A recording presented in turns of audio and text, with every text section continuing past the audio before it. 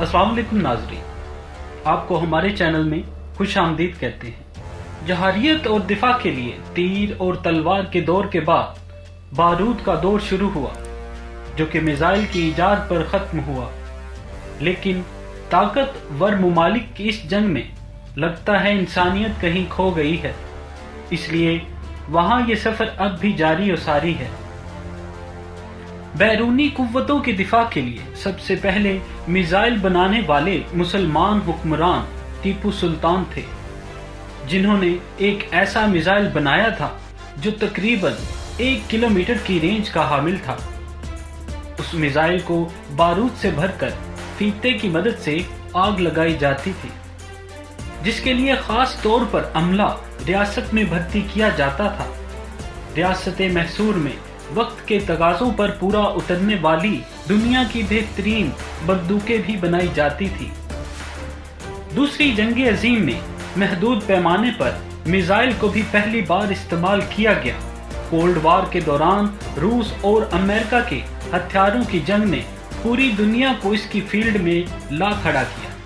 Missile کو خصوصیت کی بنا پر کئی اقسام میں تقسیم کیا جاتا ہے، جس میں سب سے بڑی قسم بیلسٹک میزائل کے نام سے جانی جاتی ہے۔ عمومی طور پر بیلسٹک میزائل ایک سطحی ٹیوب پر مشتمل ہوتا ہے، جس کی بہت سی سٹیج ہو سکتی ہیں۔ سب سے اوپر والے حصے میں ایٹم بم یا بارود رکھا جاتا ہے۔ بیلسٹک میزائل پرواز بھرنے کے بعد بغیر کسی انسانی کنٹرول کے بلندی کی طرف سفر کرتا ہے اور ایک خاص بلندی پر پہنچنے کے بعد اپنے ہدف کی طرف روانہ ہو جاتا ہے، اور جب اپنے ہدف کے اوپر پہنچ جاتا ہے تو اس کے اگلے حصے میں موجود ایٹم بم ایکٹیویٹ ہو جاتا ہے، جو کہ زمین سے 800 یا 600 میٹر کی بلندی پر آ کر پھٹ جاتا ہے۔ پوری دنیا میں بے شمار ممالک کے پاس ایسے میزائل موجود ہیں، لیکن دوستو، پاکستان دنیا کا وہ چوتھا ملک ہے جس کا ابابیل بیلسٹک میزائل ایک ساتھ 4 سے 6 ایٹم بم لے جانے کی صلاحیت رکھتا ہے، جبکہ پوری دنیا میں پاکستان وہ تیسرا طاقتور ملک ہے جس کے پاس میدان جنگ میں استعمال ہونے والے بیلسٹک میزائل نصر بھی موجود ہیں۔ بیلسٹک میزائل کو مار گرایا بھی جا سکتا ہے، لیکن موجودہ دنیا کا کوئی بھی ایسا نظام پاکستان کے نصر اور ابابیل بیلسٹک میزائل کو روکنے کی صلاحیت نہیں رکھتا۔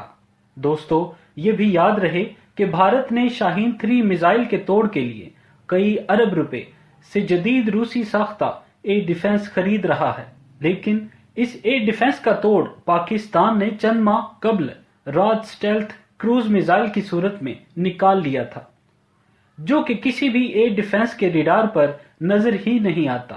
پاکستان کی بقا کے لیے یہ سارا نظام کافی ہے۔